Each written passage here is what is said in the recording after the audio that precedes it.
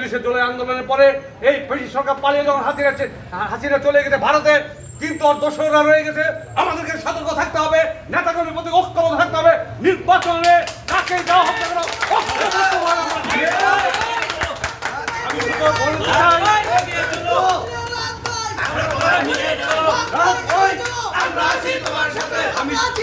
চাই,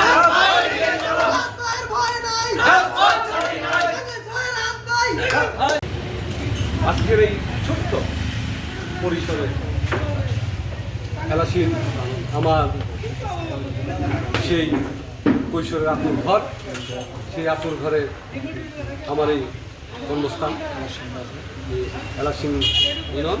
সেই Elasin union BNP ছোট্ট একটা আয়োজন, সেই আয়োজনে উপস্থিত আমার ভাই বন্ধুবর এলাসিন ইউনিয়ন বিএনপির বিপ্লবী সাধারণ সম্পাদক, বর্ষিয়ান নেতা, গণমানুষের নেতা জনাব নজরুল তালুকদার। এই অনুষ্ঠানে উপস্থিত আছেন আমার স্নেহের ছোট ভাই তেলদার উপজেলার একসময়ের যুবদলের বিপ্লবী সূতিকাগার, যার নেতৃত্বে এলাসিন থেকে 8টি ইউনিয়নে যার পদচারণায় যুবরা অংশগ্রহণ করে এই ফ্যাসিস্ট সরকারকে হটানোর আন্দোলনে নেতৃত্ব দিয়েছেন। সেই আন্দোলনের নেতৃত্ব জনাব আতিকুর রহমান আতিক। আরেক ভাই যে পরিচালনা করছেন আমার অত্যন্ত কাছের ছোট ভাই, আমার ছোট ভাইয়ের বন্ধু, যার দেলদার উপজেলার সহসাংগঠনিক সম্পাদক জনাব লতিফ উপস্থিত।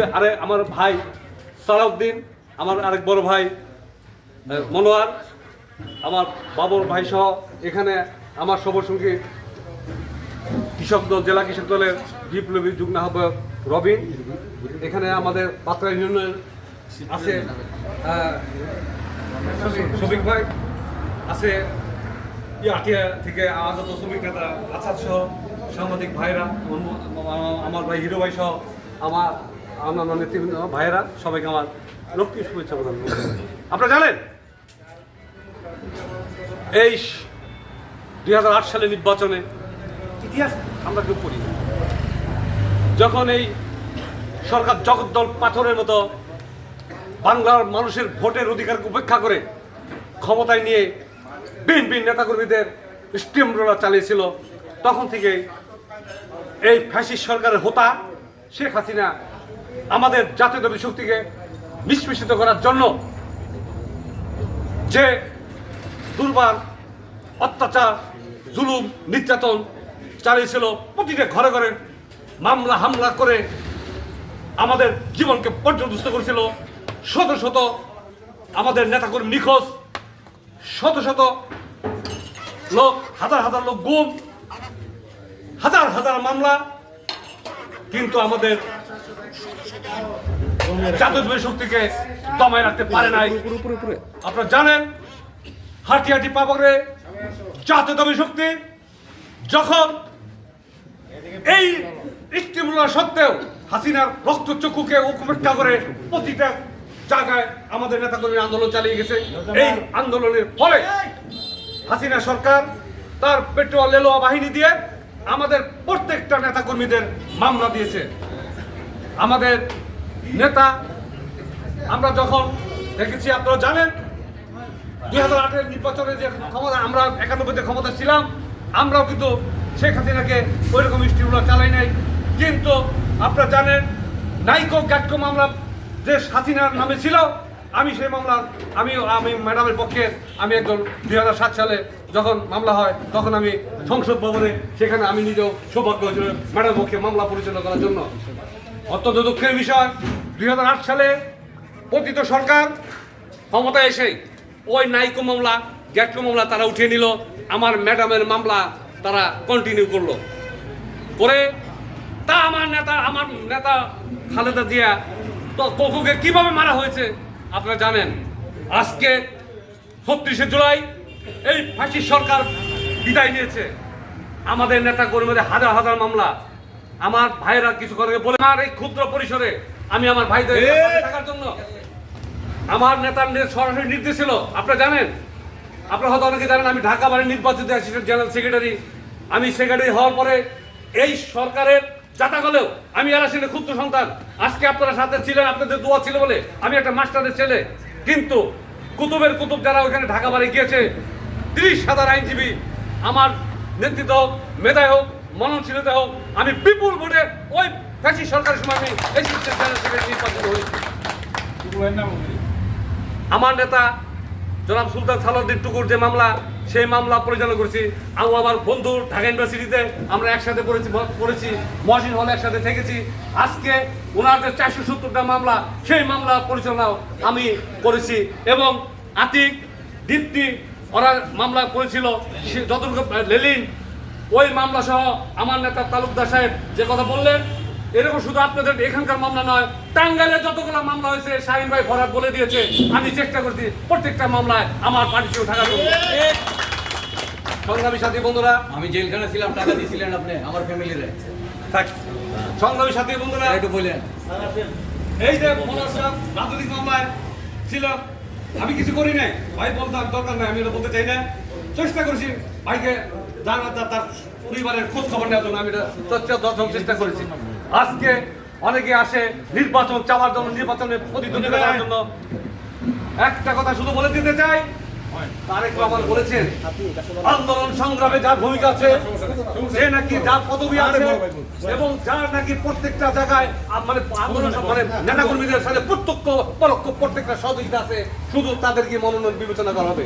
18 সালে নির্বাচনে আমার ভাই বলে গিয়েছেন, যখন এই ফ্যাসিস্ট সরকারের জাতাকলে আমাদের নেতাকর্মীরা সহ শত শত মামলা সত্ত্বেও তারা যখন বাইরে সাহস পায় না, আমি যখন এই এলাসিনের মাটিতে পাড়া দিলাম, আজকে আমরা যে ভাইয়েরা ছিল প্রত্যেকটা ভাই মিলে আমরা যখন এখানে লিফলেট বিলি করা শুরু করলাম, 1-2 করতে করতে শত শত লোক আমাদেরকে এই আমাদের লিফলেট বিলি সহযোগিতা করতে, এবং আমরা তখন লিফলেট বিলি করে সক্ষম হয়েছি। তখন বলেছে কে আসছে, রাত আসছে। আমরা এই আওয়ামী সরকারের, ফ্যাসিস্ট সরকারের রক্ত চক্ষুকে উপেক্ষা করেও আমরা কিন্তু সেদিন বিলিয়ে গেছি। আমরা সরকারের, আমরা আমাদের দলের পক্ষে নির্বাচনী প্রচারণা চালিয়ে গেছি। হাঁটি হাঁটি পা পকড়ে 2018 সালে পরে আজকে 24 সাল এসেছে। আমরা যতটুকু পেরেছি আজকে আল্লাহ আমাদেরকে বাঁচিয়ে রেখেছে, আমরা কিন্তু পিছুপা হই নাই। এখন আপনাদের দোয়ায় 36 জুলাই আন্দোলনের পরে এই ফ্যাসিস্ট সরকার পালিয়ে যখন হাসিনা চলে গেছে ভারতে, কিন্তু ওর দোসররা রয়ে গেছে। আমাদেরকে সতর্ক থাকতে হবে, নেতাকর্মীর প্রতি ঐক্যবদ্ধ থাকতে হবে। নির্বাচনে কাকে যাওয়া হত্যা করো,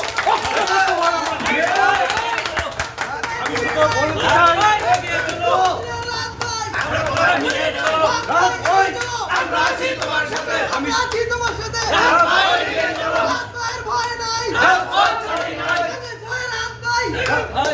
আমি শুধু এটুকু বলতে চাই, আজকে অনেকে নির্বাচনের প্রতিদ্বন্দ্বী থাকবে, আমরা তাদের সুস্বাগতম জানাবো।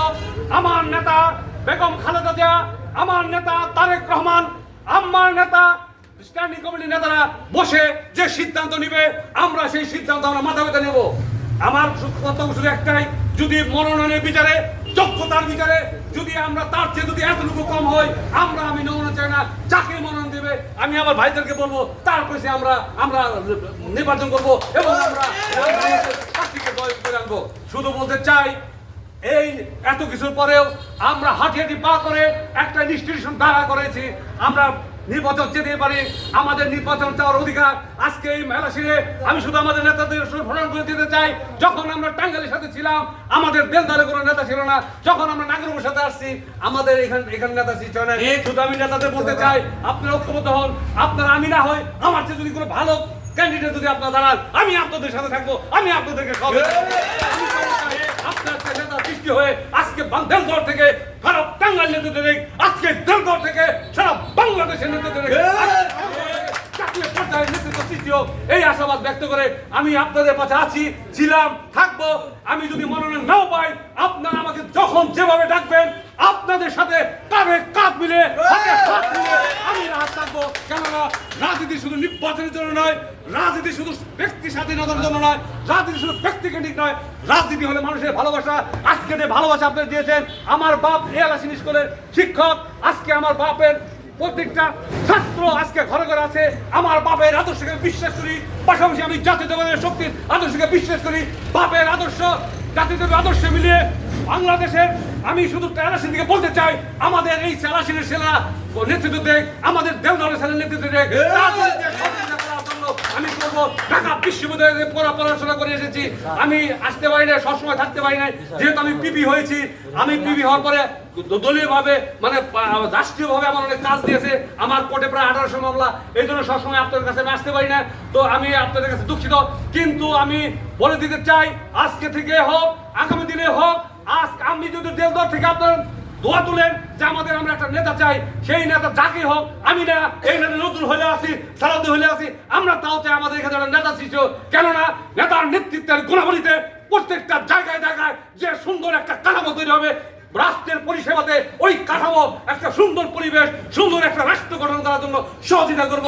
এই কারণে আমি একটা সুন্দর নেতৃত্ব চাই, যে নেতৃত্বের মধ্য দিয়ে আর যে নেতৃত্বের গুণাবলীর মধ্য দিয়ে বাংলাদেশকে একটা জায়গায় নিবে আমাদের এলাশির ছেলেরা, আমাদের দেলদর ছেলেরা। এই আশাবাদ ব্যক্ত রেখে সবাইকে এখানে আপনারা আসছেন এবং সহযোগিতা করছেন, আমার সঙ্গীরা কষ্ট করে আসছেন, তাদেরকে সহ আজকে আপনাদের সবাইকে সহ আমার রক্তিবর্ণ জানিয়ে, যেহেতু আমি প্রার্থী, আপনারা আমার দোয়া করবেন।